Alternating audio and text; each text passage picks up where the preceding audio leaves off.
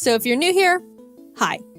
I've done this before. Last year I made a video about my first ever Pokemon Nuzlocke, and the game I played in it was Pokemon Ruby. It was fun, so here I am again, doing another. But this time I attempted to Nuzlocke Pokemon Platinum. I'll explain again super quickly how a Nuzlocke works. You can only catch the first Pokemon you run into per route. If a Pokemon faints, it dies and you can't use it anymore. And you have to nickname your Pokemon so you grow more attached to them. If you still don't understand, that's not my problem. Let's get started.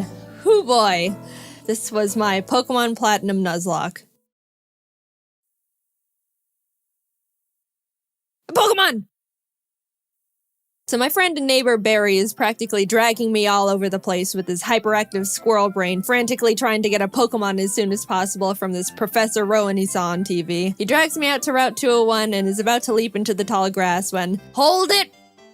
You guys know going into the tall grass is practically a death wish, right? What you're doing is basically suicide. Borderline insanity. What absolute moronic lunatics you are. Have you no respect for your lives? Do you have any Pokemon? No.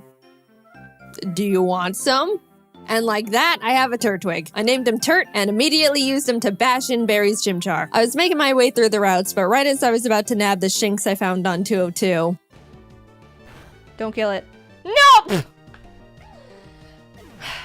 So no Shinx for us. But that's alright, Shinx isn't that great this early anyway. Then I locked eyes with our first trainer. The first battle. Let's see how we fare against youngster Tristan and his level 5 Starly.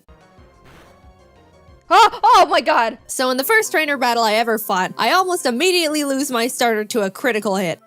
Why do I suddenly have a very bad feeling about this? Nevertheless, we kept going onward through Jubilife City, where we caught Kronk the Zubat in the cave above Route 204, and Magikarp on 218. Hi, Magikarp.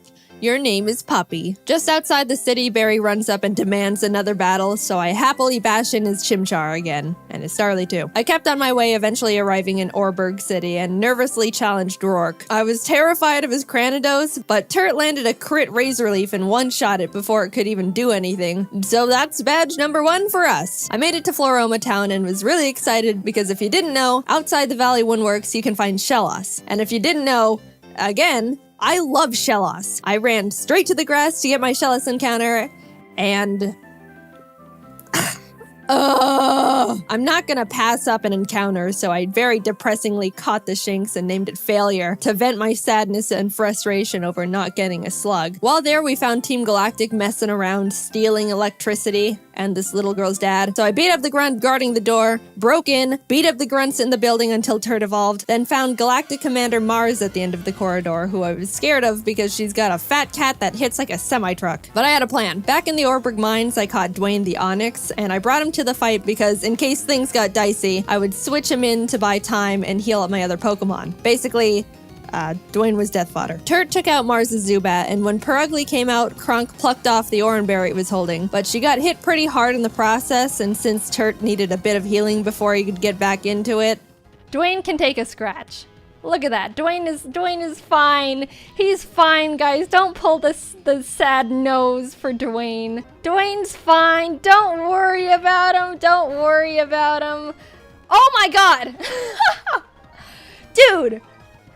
Alright, I'll give him that. I'll give him that. Dwayne gets to live. Somehow, when Dwayne was supposed to die, he hung in there on 1 HP.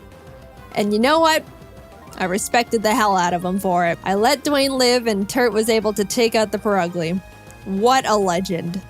But then I put him back in the box and moved on. In Mount Coronet, I caught a Bronzor named Big Boy, which I happily added to the team. And right before Gardenia's gym, Kronk evolved, which meant no mercy for those flower ladies. Badge number 2. We slashed the guard bushes in front of the Galactic building and ran up all the stairs where we fought Galactic Commander Jupiter. Let's take a look at how that went. Don't crit. Don't crit, don't crit. No! But, I mean, that won't do... Let's just hit it. Don't crit him. No. Oh my god. We finally were able to beat her, but that fight really knocked the wind out of me. I was shaking on my way back to the Pokemon Center when this lady Cynthia shows up and is like, Egg? Yeah. Anyway, even meeting Cynthia wasn't enough to calm my nerves, so to keep my mind off the absolute tragedy we narrowly avoided, I decided to start training up Big Boy on Cycling Road. And then he died. I've practiced this game and... So before you push up your anime glasses and tell me that steel is weak to fire, which I know, by the way, the reason I kept Big Boy in was because not only is his defense an iron wall, but he had heat proof, which negates his fire weakness. But then he got crit. So, first death. I'm sorry, Big Boy. You never had the opportunity to become a big boy. I walked into Wayward Cave and found a Gibble. Gibble is an amazing Pokemon. It turns into Garchomp, which is easily one of, if not the strongest Pokemon in the game that isn't a legendary. Adding it to the team would give us such a huge advantage, and now there is nothing in my way between that and...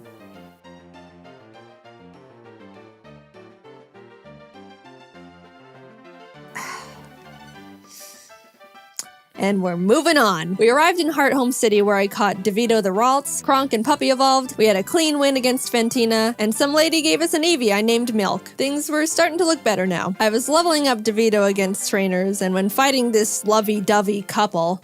let's go into Puppy. Get rid of the Weasel. Oh no! You're kidding. You're kidding. And that's why I hate love.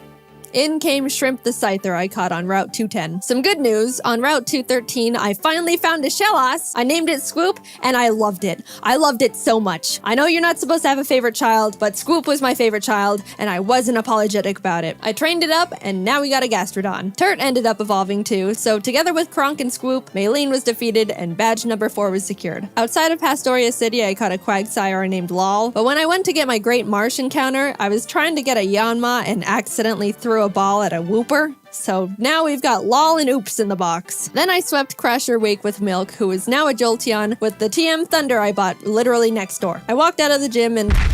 Team Galactic set off a bomb. I ran down the grunt who detonated it and took him out because he is weak. Cynthia appears again and tells me to bring a charm to her grandma. So I'm like, yes ma'am. We found her in Celestial Town along with Cyrus, the leader of Team Galactic, who starts some evil Shakespeare speech about how everything is imperfect, so he's gotta blow up the world or something. I don't know, I wasn't really paying attention. And then he wanted to fight. Puppy took out his Sneasel and I sent out Milk to take care of his Golbat, but Milk decided he wanted to be lazy and not only miss all his thunders, but also punch himself in the face. Milk!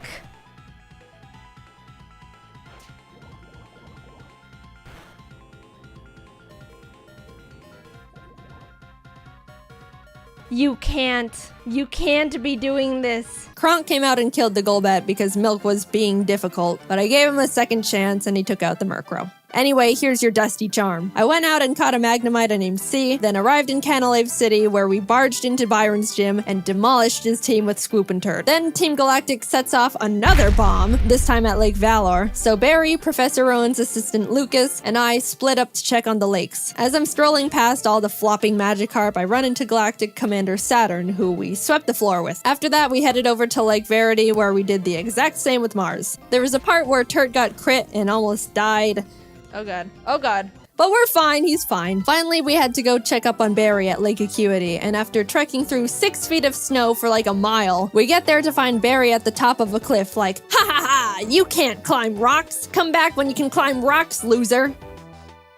I'll go fight Candace's gym now, I guess. Now, we've been having some good type matchups with the past few gyms, so I haven't really been nervous about most of them, but Candace uses ice types, which like half my team is weak against. Which, you know, nervousness rising. Not only was I at a massive type disadvantage, but the main threats on our team were her Abomasnow because it hits like a truck and sets up hail, and her Frostlass because it'll use the hail from the Abomasnow to heighten its evasiveness with Snowcloak, spam double teams, and then just sweep my team. I walked in, took a deep breath, which didn't make me feel better at all, and started the battle. Shrimp took out her Sneasel and Squoop took out her Piloswine, almost dying in the process, and then she finally brought out the big bad Abomasnow. Since it's grass ice type, I taught Puppy Fire Blast. Yeah, I didn't know we could... Anyway, I wasn't sure it could one-shot because Puppy's not a special attacker, and lo and behold, it didn't. It didn't miss. Please kill it. Please. It's quad. It's quad. What? Eventually, Puppy took it out, but that was absolutely terrifying. Last but not least, Frostlass. I wanted to have Swoop rain dance to get rid of the hail so Frostlass's snow cloak isn't activated, but since Swoop was sitting at a not-so-chill 20 HP, that wasn't gonna work out super great. However, since I didn't want Kronk to be in this fight at all, right before the fight I swapped her with Failure the Shinx. Yep.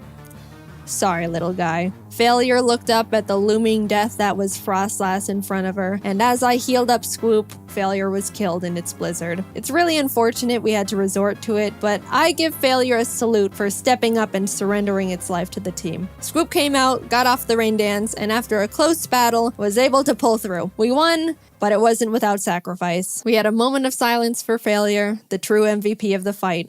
Gone, but not forgotten. Now we could climb the rocks to Lake Acuity, and when we got up there, Barry's got snot dripping down his face, crying in the snow because he got beat up by Jupiter, who looks at me and is like, "See ya, I'm going to Veilstone HQ."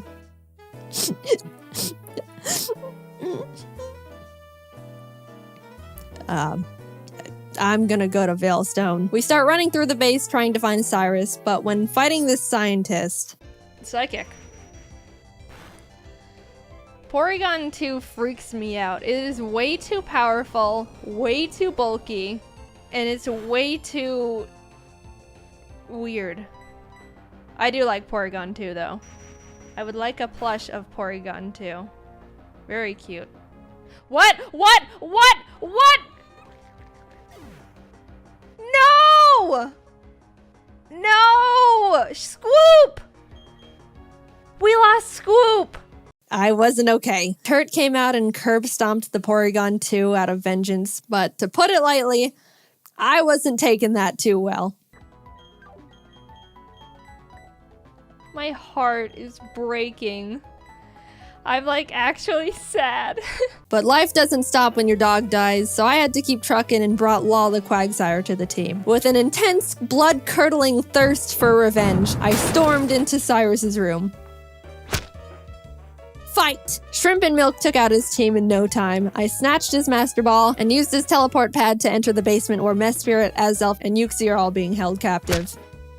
Fight! And like Cyrus, Saturn was swept too. After releasing the Lake Guardians, we head to Mount Coronet because Cyrus wants to go there and destroy the planet, I think, and we catch up to him at the Spear Pillar. Before we can run up and attack him, Mars and Jupiter step in. Then Barry arrives. Honestly, I have no idea how he found us all here, and is like, "I'll help." Lol takes out both their Bronzors, Mars's Purugly, and Barry's Munchlax, so I thought, you know, it was all smooth sailing, right?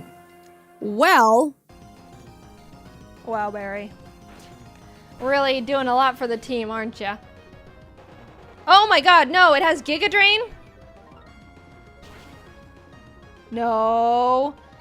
No, oh no, oh no. It was a crit! Not only did I not know their Golbat had Giga Drain for some reason, but it also got a crit. So I was starting to feel bad, but then I started panicking. The thing is, after you fight Mars and Jupiter, you have to go into the Distortion World and fight Cyrus and Giratina. If Cynthia forces us into the Distortion World without us being able to get a new member, we're in massive trouble. We finished up the battle and Cyrus starts his whole spiel about how the world is imperfect, blah blah blah, everything must die except for me. Then he gets swallowed up by Giratina, a hole opens, a rip in space leading to the Distortion World, and I'm kinda just standing off to the side twiddling my thumbs like, "Cynthia, please don't shove me in there without my consent." Cynthia, can I go? I have something to do. Our world will be destroyed. Are you ready? No, I'm not! Let me go! I'm free! Holy crap. Get me out of here. Goodbye. I'm sorry, Lol. We just got you, and then you died. But luckily, remember when I accidentally caught that Wooper while trying to get a Yanma? It's time, Oops. You were no accident. You're our lucky star who will carry us to victory. We got Oops leveled up, came back to the Spear Pillar where Cynthia was just sitting there waiting for us, and hopped in. Everything is topsy-turvy and the Lake Guardians are telling me to push boulders into holes. And suddenly I'm on a floating crust of land with Cynthia, who's basically like, "Cyrus, get lost and never come back." And Cyrus didn't like that. So he came at me. Oops took out his Houndoom and his Gyarados came out, so I switched to Milk. But I was very terrified because Cyrus's Gyarados has Earthquake. So if Milk misses his Thunder here, he dies, and Milk is notorious for missing his thunders. But it hit. Milk lives another day. He also took out Cyrus's Crobat and Honchkrow, and Shrimp finished up his Weavile. Cyrus steps aside, and suddenly, it's just me and the Angel of Darkness itself, Giratina.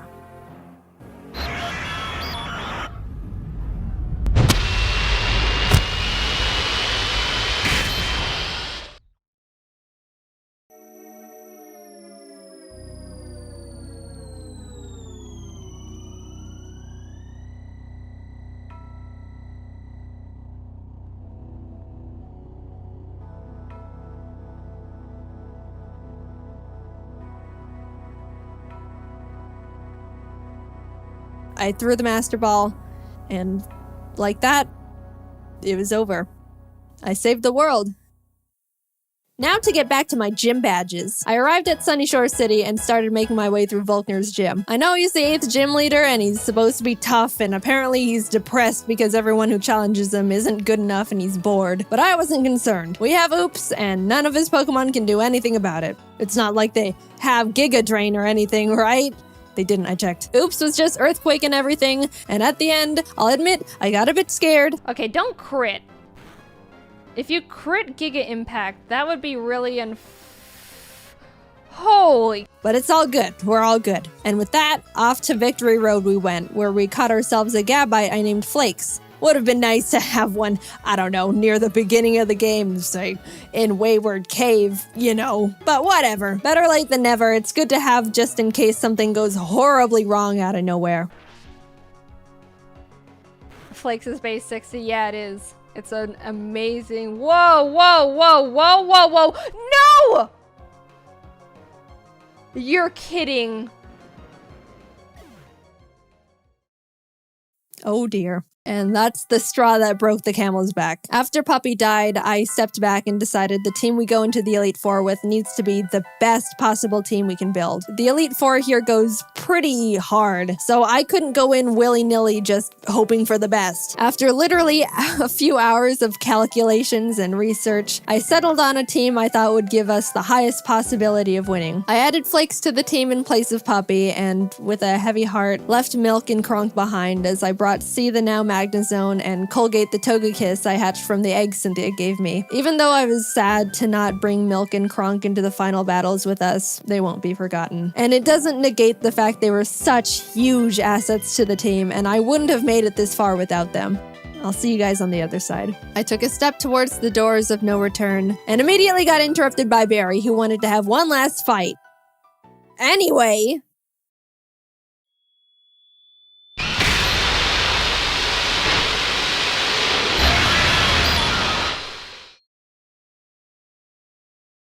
Welcome. This is the Elite Four. The battle starts and C takes out Aaron Zeon Mega and Vespiquen, Oops takes out his Drapion, and Colgate takes out his Scissor and Heracross. Next up is Bertha. Bertha loves ground types, but Turt and Oops had a smooth time smashing through her team. I felt a horrible shiver when her Rhyperior came out, but things went well. On to Flint.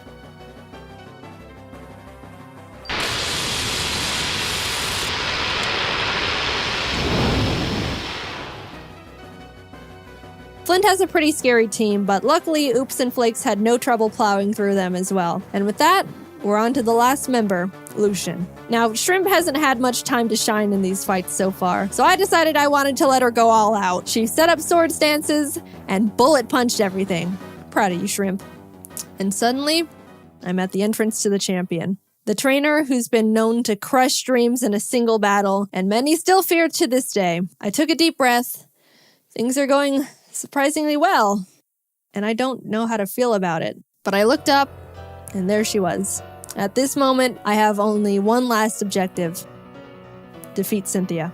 She leads with Spiritomb, which has no weaknesses, so I sent out Turt to hit it as hard as possible. Flakes takes out her Togekiss, and then her Garchomp comes out. This is known to be one of the toughest boss Pokemon in the entire franchise. And rightfully so. That thing was made by Satan himself, and I'm sure even he fears what he has created. I immediately switched to Oops, who's the only Pokemon that can lead us to victory here. I planned to put it to sleep with Yawn, and then Ice Beam it until it died. That was our only hope. But then, Oops was crit. And that was it. Nothing on my team can take a hit from this monster, and even if they could, they couldn't do much damage back. I sat there in disbelief, knowing there wasn't anything I could have done, and the battle is basically unwinnable now. I brought out Shrimp to bullet punch it so we could get in a little bit of damage, but she was killed. Colgate tried to chip away at it. He did some damage too, but was crit one shot. At this point, I'd accepted defeat. Only Turt, C, and Flakes were left. It's hopeless at this point. Flakes came out, and against all odds, Flakes outsped Cynthia's Garchomp and killed it. I didn't think he could do it. He was 2 levels weaker, and I don't know. I just didn't think he could outspeed it. Suddenly, there was a chance. We could win this after all. Cynthia brings out her Milotic, which C took out with a few Thunderbolts. Flakes took out the Lucario with Dig. Look, my Earthquake TM is on Scoop, and we all know what happened there. Finally, our last Pokemon comes out. Roserade. Flakes went in for the Dragon Claw, and the battle was over. We won. As Cynthia's congratulating me, a sudden feeling of overwhelming guilt washes over my entire body, so intense it almost knocks me down. I don't think I deserve this. Something here isn't right. This wasn't meant for me. Back in the Distortion world when Giratina split me in 2, how do I know I'm me? What happened in the other timeline where I saw glimpses of what happened parallel to this world, that was me too. Those things happened. Was that the ending I'm destined to have? The world I'm living in now is how I want things to be, but the other Jaiden is equally me as I am her. Even if you might think I deserve this dimension, things don't work like that. Are there some things you can't escape, even when you try everything you can do to alter it? I don't know the answer. I may be able to sit on this throne now and thank all the Pokemon that put in everything to help me get here. All the hard work, blood, sacrifices we made. But I don't think I can ever accept this victory. I don't know what ending was meant for me. And I don't think I ever will.